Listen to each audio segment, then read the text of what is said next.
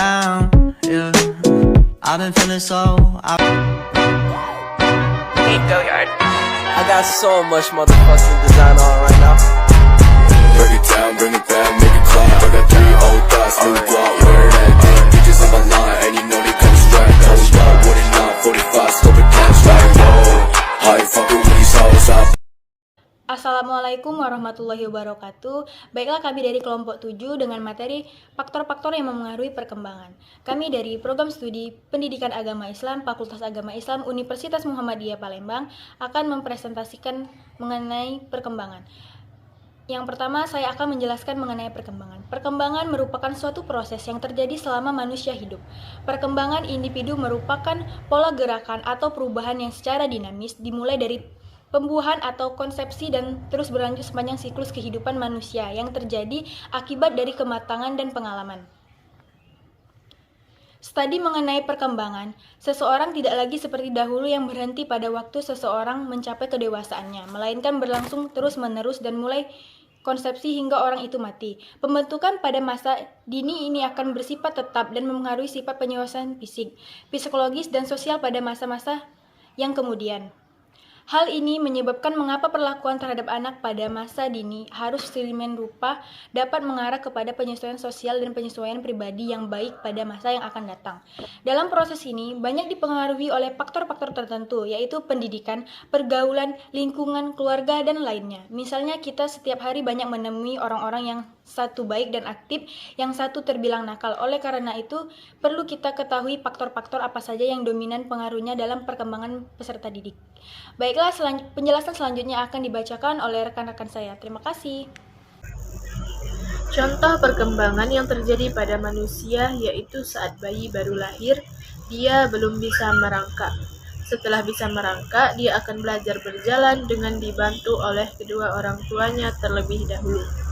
Selanjutnya, perkembangan yang lain adanya kematangan fisik, perubahan keahlian atau bicara, serta emosi dan pikiran yang semakin matang. Walaupun pertumbuhan dan perkembangan berbeda, keduanya adalah suatu proses yang berjalan bersama dan tidak dapat dipisahkan. Sekian, terima kasih. Faktor yang mempengaruhi perkembangan dan pertumbuhan individu. Menurut Ki Hajar Dewantara, yaitu tokoh pendidikan nasional, dia mengemukakan adanya 2 faktor yang mempengaruhi perkembangan dan pertumbuhan individu, yaitu faktor internal, faktor yang ada di dalam diri kita, dan faktor eksternal yang ada di lingkungan sekitar kita. Faktor yang mempengaruhi pertumbuhan dan perkembangan, faktor yang pertama yaitu faktor genetik atau faktor keturunan seseorang, baik itu perempuan maupun laki-laki, yang akan mewariskan genetik dari orang tuanya, misalnya bentuk wajah, rambut, bentuk tubuh, dan warna kulit. Yang kedua yaitu faktor hormon. Di dalam tubuh manusia mempunyai beragam hormon yang dihasilkan oleh kelenjar tubuh dan masing-masing mempunyai fungsi tersendiri. Selain itu, hormon yang ada di dalam tubuh manusia juga mendukung proses pertumbuhan dan perkembangan. Yang ketiga adalah faktor gizi. Faktor gizi yang dikonsumsi seperti makanan dan minuman itu akan mempengaruhi perkembangan dan pertumbuhan manusia, di mana tubuh kita sangat banyak memerlukan protein. Sedangkan air dan makanan yang dikonsumsi juga akan membantu tubuh memproduksi energi terbentuknya sel-sel tubuh. Aktivitas sehari-hari yang kita lakukan turut berpengaruh pada pertumbuhan dan perkembangan manusia.